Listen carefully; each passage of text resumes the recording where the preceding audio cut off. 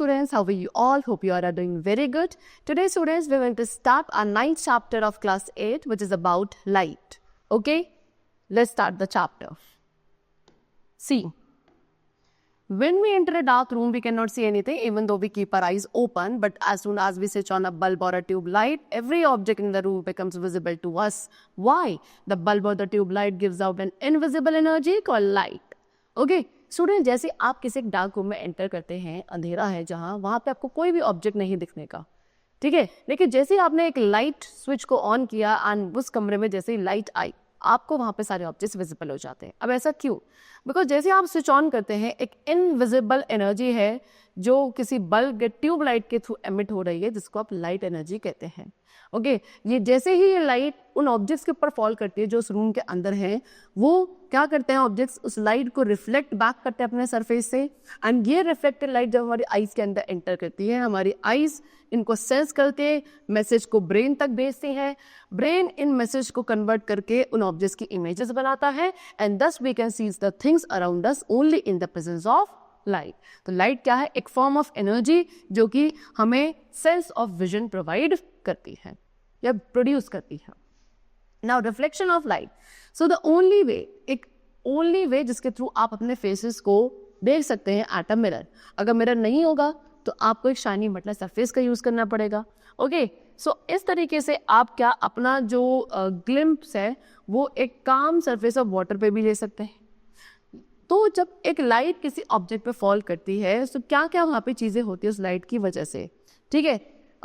It may be absorbed, it may come back to the same medium, as the light may be reflected, edit may be transmitted. The transmitted rays may give this phenomena. So, mirror known as refraction. So, most of the incident में जो light है वो एक boundary के साथ interact होने के बाद separate कर जाती है दो मीडियम में and फिर same मीडियम में वापस आती है. इस phenomena को क्या कहते हैं हम? रिफ्लेक्शन कहते हैं. एंड उस बाउंड्री को रिफ्लेक्टिंग सरफेस कहते हैं.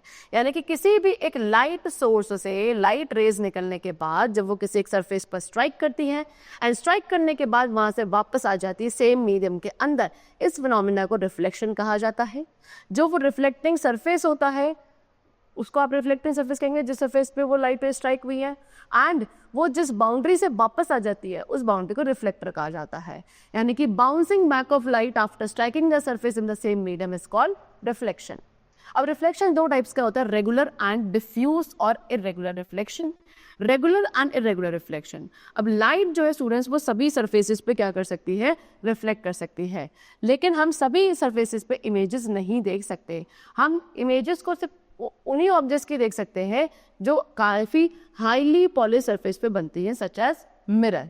ठीक है, ऐसा क्यों? क्योंकि एक पॉलिश सरफेस जो है वो पूरी की पूरी लाइट को सिर्फ एक डायरेक्शन में रिफ्लेक्ट करता है, जबकि एक रफ सरफेस जो है पैरेलल बीम ऑफ लाइट को वेरियस डायरेक्शन में रिफ्लेक्ट करता है. यू कैन सी यहाँ पे रेगुलर रिफ्लेक्शन है, सारी लाइट रेस पैरेलली आई और पैरेलली क्या हो गई? रिफ्लेक्ट बैक हो गई. लेकिन इरेगुलर रिफ्लेक्शन में सारी parallel rays of light different directions में बाउंस बैक हो रही है. ठीक है, सो फिनोमिना जिसकी वजह से एक पैरेलल बीम ऑफ लाइट जो कि एक सर्टेन मीडियम में ट्रैवल कर रहा है वो एक स्मूथ हाईली पॉलिश सरफेस पर स्ट्राइक होने के बाद एक पैरेलल बीम ऑफ लाइट में ही बाउंस बैक करता है एक ही डायरेक्शन में, उसको रेगुलर रिफ्लेक्शन ऑफ लाइट कहते हैं. लेकिन जहाँ पे एक पैरेलल बीम ऑफ लाइट होगा, सर्टेन मीडियम में ट्रैवल करके आएगा, लेकिन एक रफ सरफेस पे स्ट्राइक करेगा जैसे कि एक कार्डबोर्ड पे, तो वहाँ पे वो वेरियस डायरेक्शन में रिफ्लेक्ट बैक हो जाएगा सेम मीडियम के अंदर, और इसे आप इरेगुलर या फिर डिफ्यूज रिफ्लेक्शन ऑफ लाइट कहते हैं. Next is laws of reflection. Now what are the laws of reflection? So I told you, जब लाइट किसी प्लेन स्मूथ सरफेस पे फॉल करती है तो वो कुछ लॉज ऑफ रिफ्लेक्शन को फॉलो करती है. Number 1, when a ray of light falls on a plane smooth surface, जैसे ही एक रे ऑफ लाइट किसी प्लेन स्मूथ सरफेस पे स्ट्राइक करती है वो सेम मीडियम में रिफ्लेक्ट बैक करती है, और इस तरीके से रिफ्लेक्ट बैक करती है कि जो एंगल ऑफ इंसिडेंस है वो एंगल ऑफ रिफ्लेक्शन के इक्वल होता है. This is the first law of reflection. Secondly, जो आपकी incident ray, reflected ray and जो नॉर्मल रे है, they all lie in the same plane at the point of incident. ठीक है, चलो, सो जब आपकी रे ऑफ लाइट एक स्मूथ सरफेस पे स्ट्राइक करेगी, वो सेम मीडियम में स्ट्राइक बैक होती है. See they have shown you, ये एक मिरर है, स्मूथ सरफेस है, ये रे आपके एक सोर्स से निकल कर आई जिसे आप इंसिडेंट रे कहेंगे. ये इस पर्टिकुलर पॉइंट पे यहाँ स्ट्राइक हो रही है, इस पॉइंट को पॉइंट ऑफ इंसिडेंस कहेंगे. एंड यहाँ से स्ट्राइक होने के बाद ये इधर की तरफ बाउंस बैक हो गई, इसको आप क्या कहेंगे, रिफ्लेक्टेड रे कहेंगे. अब पॉइंट ऑफ इंसिडेंस और रिफ्लेक्टिंग सरफेस के बीच में जो एक परपेंडिकुलर रे बनती है, इसको आप नॉर्मल रे कहते हैं. ठीक है, इंसिडेंट रे एंड नॉर्मल के बीच में जो एंगल बनता है उसको एंगल ऑफ इंसिडेंस कहा जाता है. एंड नॉर्मल रे या रिफ्लेक्टेड रे के बीच में जो एंगल बनता है उसे एंगल ऑफ रिफ्लेक्शन कहते हैं. And according to the laws of reflection ये दोनों ही एंगल एक दूसरे के इक्वल होते हैं. ठीक है, सी the ray of light which falls on the reflecting surface is called the incident ray. The ray of light which returns back into the same medium after reflection is called the reflected ray. ठीक है, and वो point जहाँ पे incident ray किसी surface पे strike करती है, fall करती है, उस पॉइंट को पॉइंट ऑफ इंसिडेंस कहा जाता है. एंड एक इमेजिनरी लाइन जो परपेंडिकुलरली बनती है किसी प्लेन सरफेस ऑफ मिरर पे, उसको नॉर्मल बोलते हैं. चलो, now the angle form I told you, वो एंगल जो इंसिडेंट रे और नॉर्मल रे की वजह से बनता है उसको एंगल ऑफ इंसिडेंस कहा जाता है, विच इज रिप्रेजेंटेड लाइक दिस. फिर वो एंगल जो एक रिफ्लेक्टेड रे एंड नॉर्मल रे के बीच में बनता है उसको एंगल ऑफ रिफ्लेक्शन कहते हैं, which is represented like this. ठीक है, चलो, now next we come to what optical images real and ill. So जब स्टूडेंट्स हम एक प्लेन मिरर पे देखेंगे तो हमें अपने मिरर पे क्या, अपनी इमेज दिखती है. अब आप अगर एक ऑब्जेक्ट को माइक्रोस्कोप के थ्रू देखते हो तो ऑब्जेक्ट जो है काफ़ी बड़ा दिखता है उसके ट्रू साइज से. तो ये जो रिप्रोडक्शन है ऑब्जेक्ट का लाइट रेस के थ्रू आफ्टर रिफ्लेक्शन और रिफ्रैक्शन, जिसमें उसकी ट्रू पोजीशन जो है वो डिफर हो जाती है, इसको आप कहते हैं ऑप्टिकल इमेज. अब एक ऑप्टिकल इमेज एक ऐसा पॉइंट है जहाँ पे रे ऑफ लाइट क्या करती है, या तो इंटरसेक्ट करती है या अपीयर टू इंटरसेक्ट होती हुई दिखती है. तो इस तरीके से जो इमेज बनती है ऑब्जेक्ट की, वो क्या है, इमेज पॉइंट्स की असेंबली है जो कि वेरियस पॉइंट ऑफ ऑब्जेक्ट पर कॉरेस्पॉन्ड होते हैं. एंड बेसिकली इमेजेस आपकी फिर दो टाइप्स की होती है. Number one real image and the other is virtual image. अगर जितने भी रेज ऑफ लाइट है आफ्टर रिफ्लेक्शन या रिफ्रैक्शन एक्चुअली एक पॉइंट पे जाके कन्वर्ज हो जाती है, उस इमेज को रियल इमेज कहा जाता है. एंड रियल इमेज को आप स्क्रीन पर सूटेबली प्लेस कर सकते हो. ये हमेशा इन्वर्टेड होती है, जैसे कि जो इमेजेस आपको एक्टर्स की दिखती है स्क्रीन पर एक सिनेमा हॉल में, वो आपका रियल इमेज वही एग्जाम्पल. ठीक है, next we come to virtual image. अगर वो सारी रेस रिफ्लेक्शन के बाद मीट नहीं होती है, लेकिन मीट होती हुई दिखती है सिर्फ जब आप उन्हें बैकवर्ड प्रोड्यूस करोगे, ऐसी इमेज वर्चुअल इमेज होती है. वर्चुअल इमेज को फोटोग्राफ किया जा सकता है लेकिन स्क्रीन पर प्लेस नहीं किया जा सकता. ये एक इरेक्ट इमेज होती है. वो फेस जो आपको अपने फेस की इमेज जो आपको प्लेन मिरर पे दिखता है, वो एक वर्चुअल इमेज का एग्जाम्पल है. Now image formation in a plane mirror. Plane mirror में कैसे इमेज का फॉर्मेशन होता है. सो जो दो लॉ ऑफ रिफ्लेक्शन है वो एप्लीकेबल है हर टाइप के रिफ्लेक्टिंग सरफेसेस के लिए. ठीक है, ये सेम रहते हैं इररिस्पेक्टिव कि किस टाइप का या किस शेप का मिरर आप यूज कर रहे हैं. How ever the characteristic of the image, लेकिन जो इमेज के कैरेक्टरिस्टिक्स है वो आपके डिपेंड करते हैं कि किस टाइप का मिरर है. ठीक है, चलिए, now the characteristics of the image form. तो प्लेन मिरर के थ्रू जो इमेज बनती है उससे क्या क्या कैरेक्टरिस्टिक्स है. नंबर वन, अपराइट और इरेक्ट. ठीक है, सो प्लेन मिरर के थ्रू जो इमेज बनती है वो हमेशा अपराइट या इरेक्ट होती है एंड कभी भी इन्वर्टेड नहीं होती. साइज की बात करें तो प्लेन मिरर जो इमेज बनाता है उसका साइज बिल्कुल सेम होता है as the size of the object. Next is distance. Plane mirror में जो इमेज बनती है वो बिल्कुल सेम डिस्टेंस में होती है जितना आपका ऑब्जेक्ट होता है from the mirror. Next is lateral inversion. Plane mirror के थ्रू जो इमेजेस बनाई जाती है वो लेटरली इन्वर्टेड इमेज होती है. अभी लेटरल इन्वर्जन क्या है. सी, ये ऐसा फिनोमिना जहाँ पे किसी ऑब्जेक्ट का जो लेफ्ट हैंड साइड है वो राइट दिखता है मिरर में एंड जो राइट हैंड साइड है वो लेफ्ट दिखता है मिरर में. इस फिनोमिना को लेटरल इन्वर्जन कहा जाता है. फॉर एग्जाम्पल, जो property is lateral inversion of image की, इसको हम एम्बुलेंस वर्ड को व्हीकल्स पर, जो व्हीकल्स क्या करते हैं पेशेंट्स को कैरी करते हैं हॉस्पिटल से, उनको आप एम्बुलेंस कहते हो. आपने देखा होगा उसके आगे जो एम्बुलेंस वर्ड लिखा होता है वो उल्टा लिखा होता है. वो इसका रीज़न यही है कि उसके आगे जो कोई भी व्हीकल चल रहा है उसका ड्राइवर जो है अपने रियर व्यू मिरर में उसकी इमेज बिल्कुल क्या देखेगा, करेक्ट देखेगा and it could give a way to move for the ambulance. Okay, so that carry patient to hospital. This is done so that the driver in the other vehicles ahead of the ambulance can easily spot the word ambulance clearly in the rear view mirror and can immediately give it the way. Next है virtual image, यानी कि plane mirror के through जो images बनती है वो virtual होती है, यानी कि इनको आप स्क्रीन पर नहीं प्लेस कर सकते हो in front of the mirror. That means कोई भी एक्चुअल मीटिंग पॉइंट नहीं होता लाइट रेस का in the plane mirror, that is incident ray, unreflected ray. Now formation of images in the plane mirror, अब कैसे इमेजेस का formation होता है प्लेन मिरर पे। सबसे पहले formation of image of a point object, let us first examine. हम सबसे पहले यहाँ पे एग्जामिन कर रहे हैं nature and position of the image, जो कि एक प्लेन मिरर के रिफ्लेक्शन से बन रही है।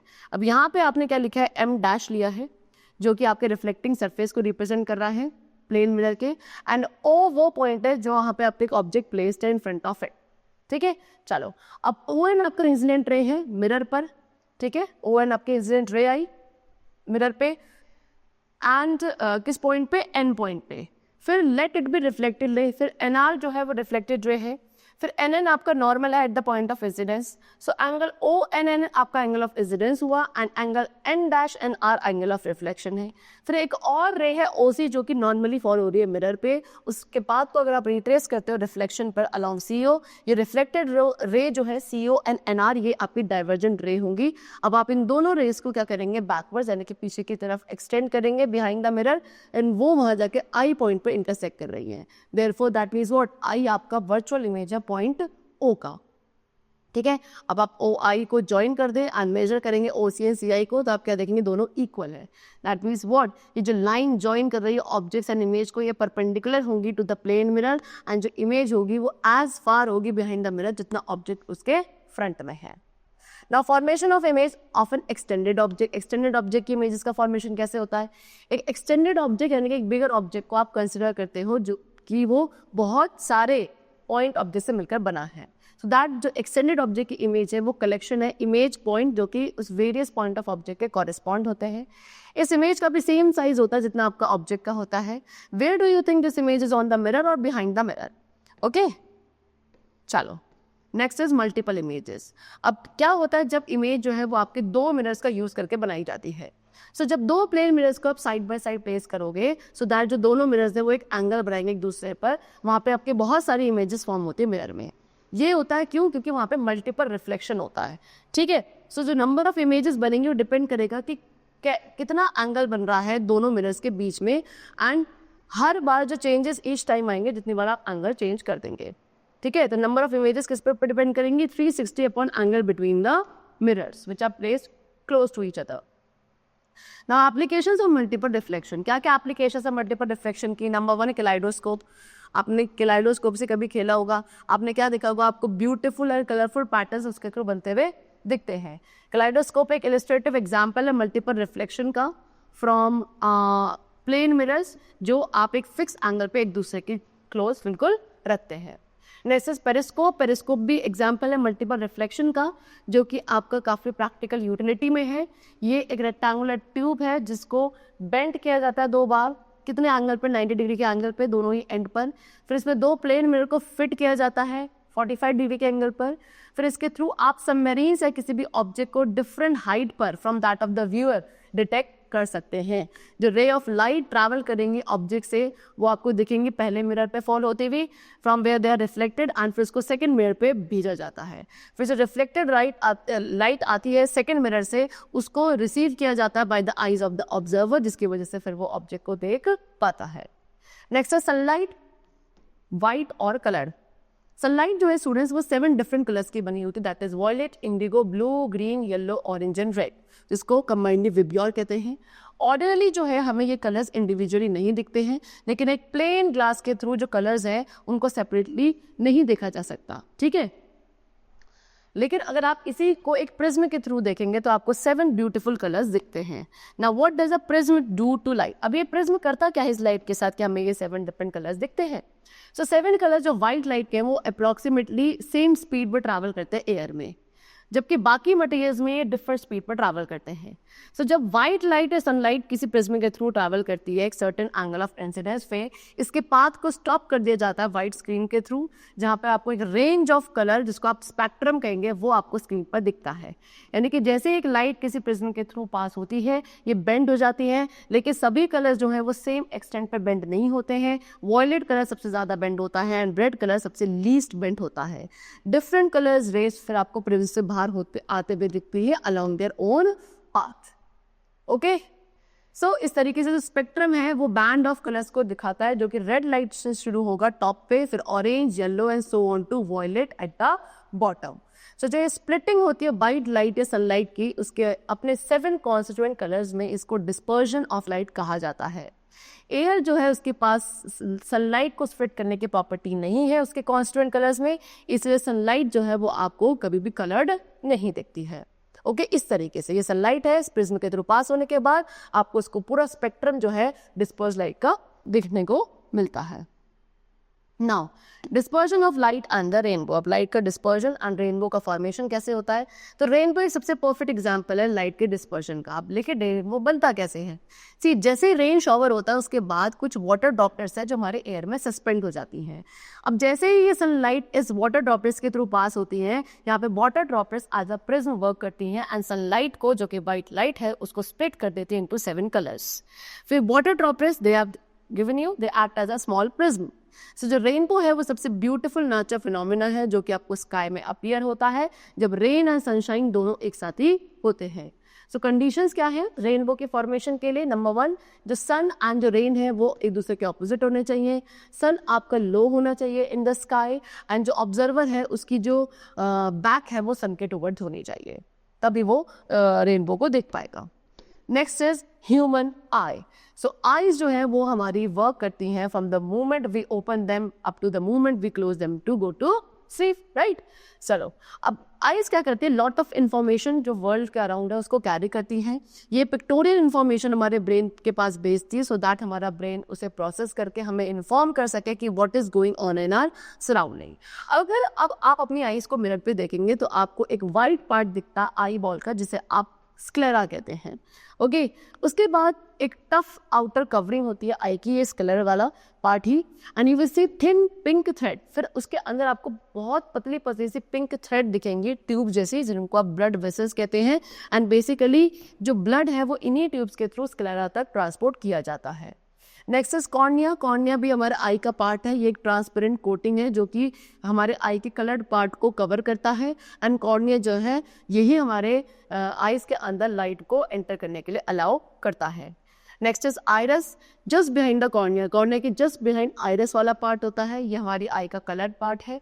आइरस के अंदर टिनी मसल्स होती हैं जो कि अमाउंट ऑफ लाइट, कि कितनी अमाउंट ऑफ लाइट हमारी आई के अंदर एंटर करेगी उसको कंट्रोल करता है by opening and closing the hole in its centre.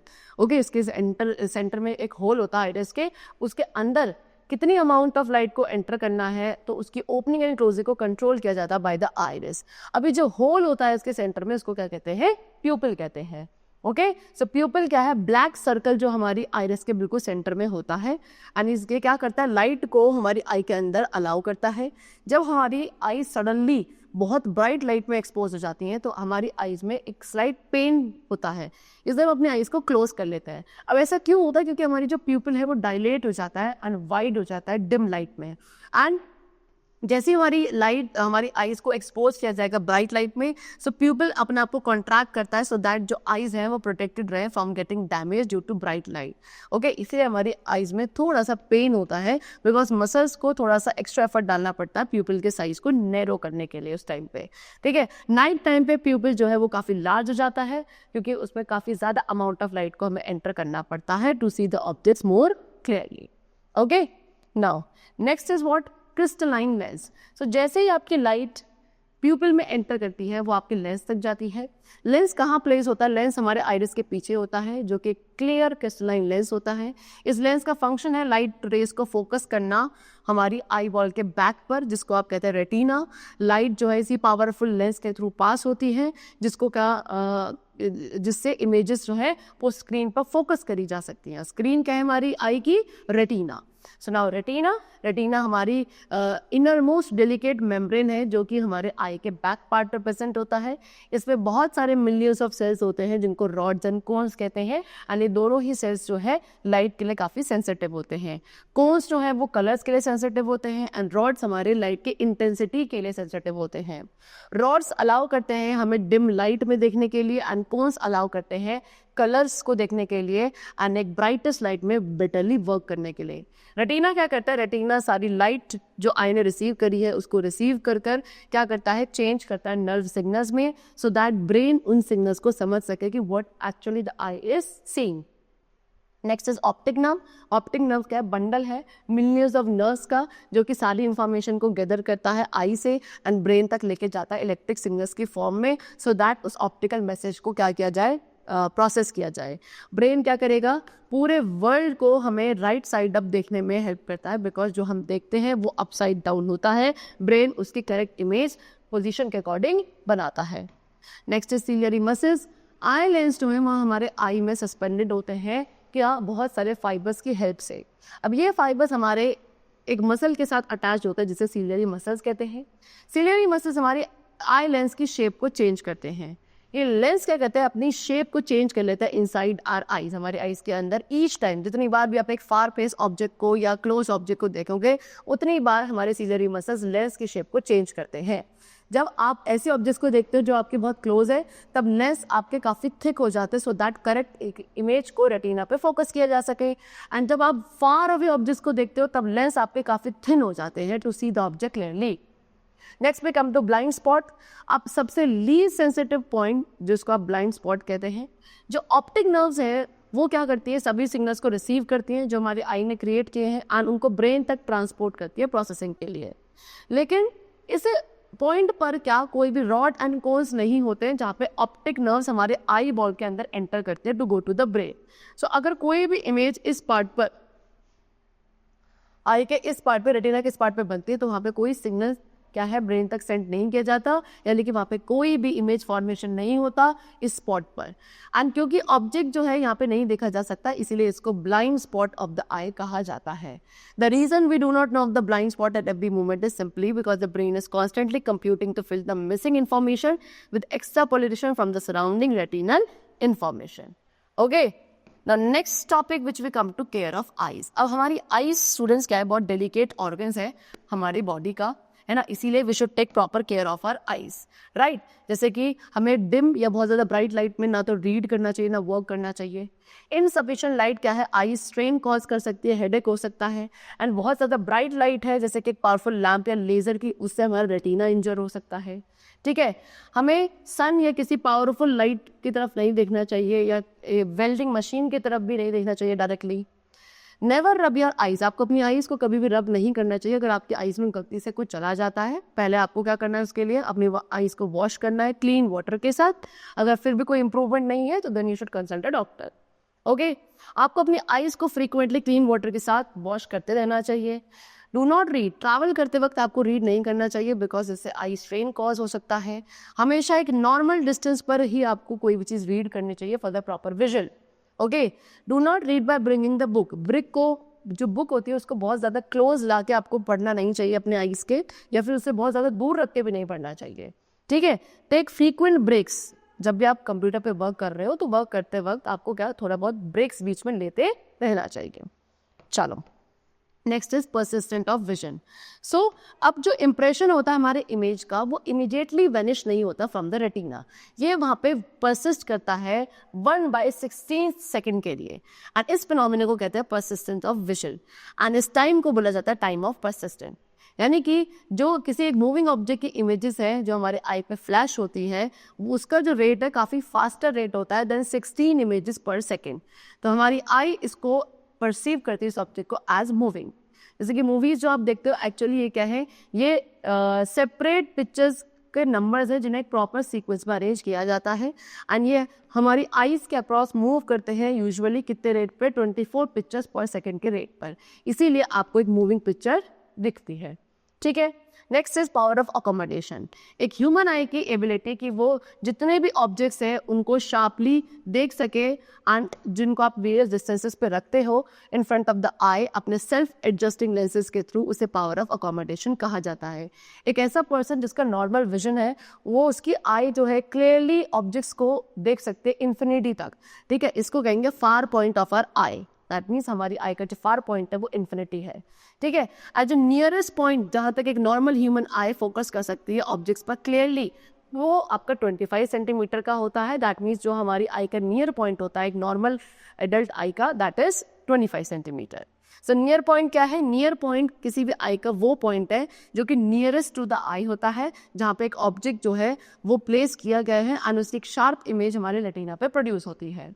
And far point वो पॉइंट होगा, वो लोकेशन है फारदेस्ट ऑब्जेक्ट की जहाँ पे एक fully relaxed eye evenly focus कर सकती है। Now next is defects of vision. So एक नॉर्मल आई जो है वो क्लियरली किसी ऑब्जेक्ट को नहीं दे सकती जो कि इन्फिनिटी या least distance of distant vision के बीच में है, ठीक है। वो देख सकती है, सॉरी, जो आपका नियरेस्ट विजन पॉइंट है इन्फिनिटी के बीच में जो ऑब्जेक्ट्स होंगे उनको आप क्लियरली एक नॉर्मल आई देख सकती है। लेकिन ऐसी कोई भी आई जो कि उन ऑब्जेक्ट्स को क्लियरली नहीं देख पा रही है, जो दो पोजीशन मैंने आपको बताई, नियरेस्ट पॉइंट और इन्फिनिटी के बीच में भी अगर कोई ऑब्जेक्ट रखा है एंड एक आई उसको इजिली क्लियरली नहीं देख पा रही है, दैट मीन्स वो क्या हो चुका है, वहाँ पे डिफेक्टिव विजन हो चुका है। सो एक आई में मेनली दो टाइप्स के डिफेक्ट होते हैं, that is myopia which is also known as short sightedness and the other is hypermetropia which is long sightedness. सबसे पहले मायोपिया डिस्कस करेंगे। एक ऐसी आई जो कि नियरर ऑब्जेक्ट्स को क्लियरली देख सकती है, can see only nearer objects, okay. यानी कि एक ऐसी आई जो सिर्फ नियर बाय ऑब्जेक्ट्स को क्लियरली देख सकती है, फार बाय ऑब्जेक्ट्स को क्लियरली नहीं देख पाती है, ऐसे डिफेक्ट को मायोपिया कहा जाता है।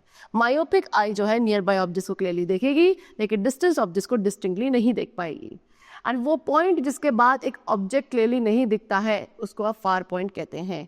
तो नॉर्मल आई का जो फार पॉइंट है वो इन्फिनिटी होता है, लेकिन मायोपिक आई का जो फार पॉइंट है वो इन्फिनिटी नहीं होता है, ये डिस्प्लेस हो जाता है बहुत ही शॉर्टर डिस्टेंस पे, सो दैट इसीलिए जो डिस्टेंस ऑब्जेक्ट्स है वो क्लियरली नहीं दिखाई देते। अब मायोपिया के कॉजेज क्या हो सकते हैं? नंबर 1, या तो आई बॉल होती है वो इलोंगेट हो जाती है, यानी कि जो डिस्टेंस है आई लेंस और रेटिना का वो बहुत ज़्यादा हो जाता है।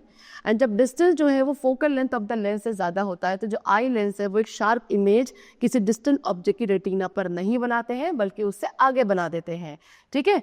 चलो, सेकेंड रीज़न क्या है? या तो उसके बाद सेकेंड रीज़न है आई लेंस की जो फोकल लेंथ है वो बहुत ज़्यादा शॉर्ट हो चुकी है, जिसकी वजह से डिस्टेंट ऑब्जेक्ट की जो शार्प इमेज है वो रेटिना पे नहीं बल्कि उससे बाहर बन रही है। Next is correction of a myopic eye. अब एक मायोपिक या शॉर्ट साइडेड आई को कैसे करेक्ट किया जा सकता है? एक डाइवर्जेंट लेंस का यूज करके और सूटेबल फोकल लेंस क्या करेगा, वो जो रेस हमारी आईज के अंदर एंटर कर रही है उन्हें डाइवर्ज कर देगा सफिशिएंटली, सो दैट जो रेज हैं वो कहाँ जाके सीधे हमारे रेटिना पे जाके मेड अप हो एंड इमेज जो है वो शार्प वहाँ पे बन जाए। Next is hypermetropia. अब एक ऐसी आई जो कि डिस्टेंस ऑब्जेक्ट्स को क्लियरली देख सकती है उसको आप कहेंगे that it is suffering from hypermetropia, ठीक है। हाइपरमेट्रोपिक आई जो है डिस्टेंस ऑब्जेक्ट्स को क्लियरली देख सकती है लेकिन नियर बाय ऑब्जेक्ट्स को क्लियरली नहीं देख सकती है। दैट मीन्स जो नियर पॉइंट है वो somewhat greater than normal 25 centimetre से हो जाता है, जिसकी वजह से रीडिंग जो डिफिकल्ट है, ठीक है। फारदेस्ट पॉइंट जहाँ तक एक object can not be see clearly is called the near point, लेकिन अगर ऑब्जेक्ट जो है उस पॉइंट से भी नियर रखा है तो इमेज जो है वो रेटिना पर नहीं बनती है। सो हाइपरमेट्रोपिया के क्या क्या रीजन हो सकते हैं? सो हाइपरमेट्रोपिया में आई बॉल या तो बहुत ज़्यादा स्मॉल हो जाती है जिसकी वजह से आई लेंस और रेटिना का जो डिस्टेंस है वो डिक्रीज हो जाता है, जिसकी वजह से जो नियर ऑब्जेक्ट्स है उनकी जो इमेज है वो एक ऐसे पॉइंट पर बनती है which is behind the retina, and क्योंकि रेटिना जो है वो फोकस नहीं कर पाता तो इसलिए इमेज कैसी होती है, ब्लर हो जाती है। सेकेंडली, जो फोकल लेंथ है हमारी आई लेंस की वो या तो बहुत ज़्यादा लार्ज हो जाती है जिसकी वजह से जो शार्प इमेज है रेटिना पर वो नहीं बन पाती एंड वो उसके पीछे बनती है, इसीलिए इमेज आपको ब्लर दिखती है in the case of hypermetropia, ठीक है। अब कैसे एक हाइपरमेट्रोपिया को करेक्ट किया जा सकता है? तो उसके लिए क्या एक कॉन्वेक्स लेंस हम यूज़ कर सकते हैं एप्रोप्रिएट फोकल लेंथ का। कॉन्वेक्स लेंस क्या करता है? वर्चुअल इमेज बनाता है किस पोजीशन पे, उस पर्सन के नियर पॉइंट की पोजीशन पे, सो दैट पर्सन जो है अब उस इमेज को क्लियरली देख सके, ओके। इस तरीके से कॉन्वेक्स लेंस रेस को कॉन्वर्ज कर देगा एक डिस्टेंट इमेज बनाने के लिए on the retina. Now next we come to cataract. कभी कभी क्या होता है एक ओल्ड एज पे जो आई फ्लूइड होता है वो धीरे धीरे डिपॉजिट होने लगता है आई लेंस पे, जिससे आई लेंस की ट्रांसपेरेंसी अफेक्ट होती है। इस डिफेक्ट को कहते हैं कैटरेक्ट। सो एक ऐसा पर्सन जो है कैटरेक्ट से जो सफ़र कर रहा है, उसको फिर जितने भी ऑब्जेक्ट्स अपने अराउंड है उसकी एक ब्लर इमेज दिखती है। ठीक है, कैटरेक्ट को सर्जिकली क्योर किया जा सकता है, यानी कि एक आई सर्जन जो है वो क्या करेगा, ये जो लेयर बन चुकी है, डिपॉजिट हो चुकी है, उसको स्क्रैच कर देगा आई लेंस पे से। फेको इमल्सिफिकेशन, ये सबसे लेटेस्ट टेक्नोलॉजी है जो कैटरेक्ट को ट्रीट करने के लिए यूज़ की जा रही है। इस टेक्नोलॉजी में जो आई लेंस पे डिपॉजिट है हो ना, उस आई लेंस को कम्प्लीटली रिप्लेस कर दिया जाता है एक आर्टिफिशियल लेंस के थ्रू, जिसमें अराउंड 20 to 25 मिनट्स तक का टाइम लगता है किसी एक आई को ट्रीट करने के लिए। ठीक है, now next is visual impairment. See, अब कुछ ऐसे लोग हैं which are unable to see. ऐसे लोगों को विजुअली चैलेंज पीपल या ब्लाइंड पीपल बोला जाता है। ब्लाइंडनेस आपकी दो टाइप्स की हो सकती है, एक curable and the other is incurable. See, curable blindness में जो विजन होता है वो रिड्यूस हो जाता है या इवन लॉस्ट हो जाता है जब आपका कॉर्नियर क्लाउडी होने लगता है किसी डिजीज, इंजरी या इन्फेक्शन की वजह से। अब ऐसे लॉस ऑफ विजन में क्या ब्लाइंडनेस होती है कॉर्निया की वजह से, इसको कॉर्नियल ब्लाइंडनेस कहते हैं। एंड कैसे कॉर्निया ब्लाइंड पर्सन जो है उसको अपनी साइड बैक मिल सकती है, वो कैसे मिलती है? सी हाँ, लॉस्ट साइड को, जो कॉर्निया ब्लाइंडनेस है उसमें आपको लॉस्ट साइड को रिस्टोर कर सकते हैं एक मेडिकल प्रोसीजर के थ्रू, जिसको कहते हैं कॉर्नियल ट्रांसप्लांटेशन या फिर कॉर्नियल ग्राफ्टिंग भी कहा जाता है, जहां पे इस डैमेज कॉर्निया को एक अच्छे आई डोनेशन के थ्रू जो कॉर्निया मिला है, गुड कॉर्निया, उसके साथ रिप्लेस कर दिया जाता है। लेकिन जो परमानेंट ब्लाइंडनेस होती है, वहां पे जो इमेज बनती है रेटिना पर, वो ट्रांसमिट नहीं हो पाती ब्रेन तक, दैट मींस एक पर्सन नहीं देख सकता। एंड इसे परमानेंट ब्लाइंडनेस कहते हैं, जिसका कोई क्योर नहीं होता है। ठीक है, so for the blind people their missing sense has to be substituted with the remaining sense. ठीक है, अब ऐसे लोग जो परमानेंटली नहीं दे सकते, उनमें जो मिसिंग सेंस है इसको बाकी सारे सेंस के साथ सब्स्टिट्यूट किया जाता है। ठीक है, तो एफर्ट जो है, it is a foot to provide aid to such people and give them access to computer through the use of hearing और टच। तो फिर यहाँ पे ये लोग क्या करते हैं, हेयरिंग और टच के थ्रू अपने सेंस ऑफ साइट को भी प्रोवाइड करते हैं। 1820 में लुइस ब्रेली थे जिन्होंने कॉन्सेप्ट को इन्वेंट किया, जिसके थ्रू एक ब्लाइंड पर्सन जो है वो रीड कर सकता है अपने रेसिडुअल एबिलिटी को यूटिलाइज करके। ऑल ओवर द वर्ल्ड जो भी पर्सन विजुअली हैंडीकैप होते हैं वो ब्रेली का यूज करते हैं as a primary means to read information. Okay, so why are people unable to see? अब लोग जो है अनेबल टू सी क्यों होता है? सी, ब्लाइंडनेस जो है टोटल या पार्शियल एबिलिटी होती है देखने की, इनएबिलिटी। ठीक है, अब हम इसे डिफरेंट वेज में डिस्क्राइब कर सकते हैं। वो लोग जो टोटली ब्लाइंड होंगे वो can not tail light from dark. ठीक है, लेकिन जो पार्शली ब्लाइंड होंगे उनकी कुछ साइट होती है जो उनके यूजफुल होती है सर्टेन पर्पसेस के लिए। सो वो लोग जो अनेबल टू सी होते हैं उन्हें आप बोलेंगे कॉन्जेनिटली ब्लाइंड। एंड वो लोग जो साइट को लूज करते हैं किसी डिजीज या इंजरी की वजह से, वो विक्टिम बन जाते हैं एक्वायर्ड ब्लाइंडनेस के। सो जो डिजीजेस कॉज होती हैं, about 95% of all blindness and injuries causes the rest. ज़्यादातर 95% जो है वो आपके ऑल ब्लाइंडनेस होती है एंड इंजरीज बाकी 5% में हो पाती हैं। तो role of nutrition relation to blindness. अब न्यूट्रिशन का क्या रोल है ब्लाइंडनेस में? सी, हर एक इंडिविजुअल को एक adequate amount of nutrients proper proportion में अपनी डाइट में लेने चाहिए अपनी बॉडी की प्रॉपर ग्रोथ एंड डेवलपमेंट के लिए। बहुत सारी ऐसी डिजीजेज हैं जो कि इनएडिक्वेट या अनबैलेंस डाइट की वजह से होती है। उसमें से एक है नाइट ब्लाइंडनेस। ये भी एक ऐसी डिजीज है जो कि विटामिन ए की डेफिशिएंसी से होती है। ठीक है, एक पर्सन जो नाइट ब्लाइंडनेस से सफर करता है उसको डिम लाइट में नहीं दिख पाता। ठीक है, तो spinach, carrot, cod liver oil, egg, milk, curd, cheese, butter, ghee, ये सब रिच होता है काफ़ी विटामिन ए में। तो फ्रूट्स, पपाया एंड मैंगो, ये भी विटामिन ए में रिच है। सो एक पर्सन जिसका वीक विजन है उन्हें ये सारे आइटम्स लेने चाहिए एक सफिशिएंट क्वांटिटी में, सो दैट ये डिजीजेस को क्योर किया जा सके। Now the next topic is Braille. So जो सबसे मोस्ट पॉपुलर सोर्स है विजुअली इम्पेयर्ड पर्सन का वो है ब्रेली। ब्रेली क्या है? एक कोड है स्मॉल रेस्ड डॉट्स का पेपर पर जिसको बाय टच रीड किया जा सकता है। लुइस ब्रेली एक 15 years old blind French student था जिन्होंने एक रेस्ड डॉट रीडिंग सिस्टम को डेवलप किया 1824 में। ये जो आइडिया इन पे आया था वो कहाँ से आया था? डॉट कोड जो कि कार्ड बोर्ड पे पंच होते हैं, जो कैप्टन चार्ल्स बार्बर ने यूज़ किया था अपने सोल्जर्स को at the night messages send करने के लिए। ठीक है। लुइस ब्रेली जनवरी 4, 1809 में बॉर्न हुए थे एक छोटे से विलेज में नियर पेरिस।